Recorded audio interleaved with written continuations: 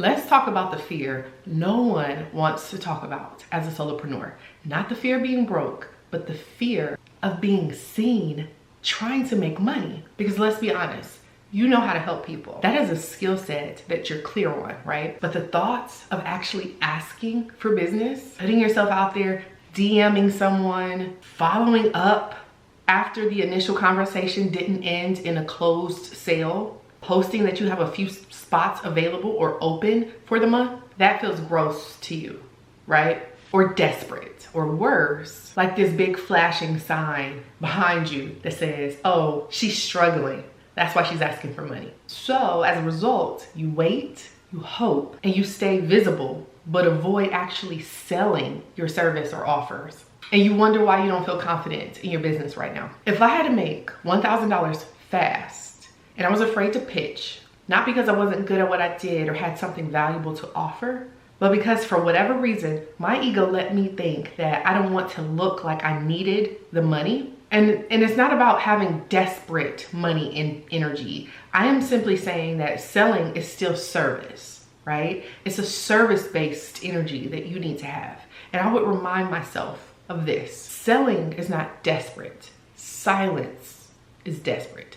And I say this with love because I've been there before. I've had those second guessing conversations with myself because I was so avoidant of selling that I started thinking, maybe I'm just not good for this. Maybe I'm just not cut out for this. Maybe selling just isn't aligned. When the truth behind that was I was just afraid. It was just fear. Fear of being judged, of being misunderstood, of someone rolling their eyes at me or commenting, a troll commenting about my post, of it being something that it's not and being misunderstood that way, or fear of rejection or being judged. But you want to know what feels worse to me than judgment? Is knowing that I chose to stay broke because I was too afraid to sell. That's a crazy connection to have. And I challenge you to have that conversation with yourself today, a high courage conversation with yourself. By avoiding selling your services, you are choosing to stay, not only are you choosing to stay broke, you're choosing to allow your ego and how you think about other people, what they think about you, to inform what you should be doing to take care of your responsibilities for yourself and at home. And that to me feels misaligned. So if I had to get honest with myself, and if I had to break up the pattern of passive hope and to start actually showing up for myself again with conviction, I want to share with you what the 3 things are that I would do in today's video. So if you haven't already, make sure to subscribe to this channel. This is part 3, I think, of a 4-part video series where I am just sharing with you what I would do if I had to start over. So make sure you do subscribe and hit the notification bell so that you know when I post the next video. The first thing I would do is stop pretending that content alone is enough, because the algorithm, hear me, is not your sales system. If you're not paying for ads, the algorithm is not your friend. Passive marketing isn't a strategy when you're already spiraling. That's a part of your own self-sabotage because you're posting content every day, but you rarely, if ever, actually directly offer to help someone. And for some reason, you think that buyers are so motivated that they're gonna read your mind. They're going to get inside your head. They're gonna get out of their comfort zone and think about, what is it that she can do for me? What is it that she's actually telling me she can help me with today? That's what you think if you're not willing to tell them directly, this is what I do, this is how I help, this is how we can move next. There's nothing magnetic or aligned in that. That is simply avoidance. The second thing that I would do, I would rewrite what selling and pitching means to me. And this is exactly what I had to do when I had to learn how to have a different relationship with pitching and putting myself out there in my content. Selling and pitching, they're not about begging. And I think it's unfortunate that so many people who avoid selling and pitching are now trying to convince so many other people who need to be selling and pitching that it's cringy or begging or desperate energy to tell people to only give value and give education and give more tips and hope that your buyer will connect the dots of what you can do for them. Honestly, I've had this harsh reality check some time ago. I had a client who told me when I asked him feedback, a prospective client, why they didn't move forward. from looking and engaging in all the content that I had. Why didn't they take action at that time? Eventually they worked with me, and they said it was because they thought I looked so busy, there was no way that I was going to be available to work with them. That was something that was never on my mind, that they could be afraid of being rejected if they wanted to work with me. But pitching is not begging. It's not about manipulation. It's not even selling in the way that most people think. It's just service. It's just a conversation. It's just you saying this: I have something valuable. It helps people like you. And if you're ready, I'm available. That to me is leadership.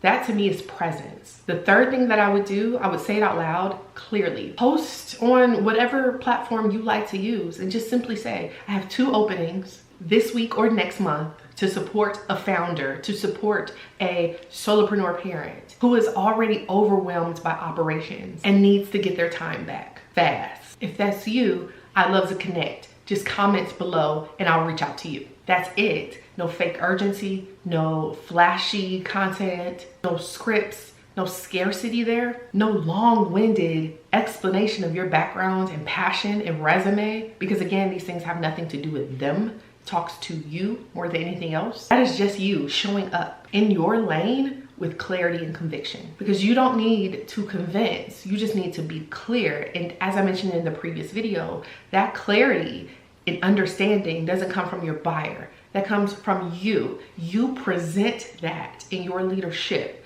And it's important that you understand that you drive that, not allow it to be interpreted. And listen, if you've been avoiding this, and if you've been hiding behind visibility and calling it strategy and seeing no sales, no income, and if you've been secretly hoping that someone notices you without having to say, I'm open for a new client or opportunity, I get it. Many of us have been there. And so many of us, at least in my experience, have been taught that the most powerful people in the room are the ones who say nothing. They need nothing, right? But let me tell you something really real and honest. The most powerful woman is the one who's not afraid to name what she wants, take aligned action toward it, and trust herself to keep moving forward even if it's awkward. That's real power. And that's what I had to learn when I was in the exact place. And from that energy, I landed 4 new clients in 5 days. And it wasn't some type of secret that I was holding on to. It was simply me letting go of the fear of judgment that was keeping me from doing the most obvious reason I was not having sales or new clients, which was telling people, making more offers, telling people I was available to help them, how I could help them, and doing it from a place of love and conviction, not shame. And I'm already talking to you about selling and pitching, so I want to share with you my Grit Sprint Challenge, my 3-day mental and physical challenge to help you to build self-trust and discipline and real momentum in your business as a solopreneur parent without relying on motivation and overthinking. And as a bonus, for joining the Grit Sprint Challenge, you will get access to my PDF case study, how I landed 4 new clients in 5 days. And I walk you through all the nitty-gritty details of exactly what I did, how I did, what I said, all of it. You could literally just copy and paste and take action, and I guarantee you, you're gonna find your next client. And you'll get Marco Polo video support with me throughout the entire challenge, and in an intimate way, not a Facebook challenge, an intimate video challenge. Because I know for many of you, the money isn't in the next funnel. It's just in the movement. You just have to take action and you will get that next $1,000 client or $2,000 client or whatever that is that you need right now. If you're interested in learning more about the Grit Sprint Challenge, click the link below. And in the next video, I'm not gonna tell you about what I would do. I'm gonna tell you what I would not do and what I would be willing to walk away from. I'm gonna tell you what I would avoid in the next video of this series. If you haven't already, make sure to subscribe to the channel, hit the notification bell so that you know when I post this video. Thank you so much for watching.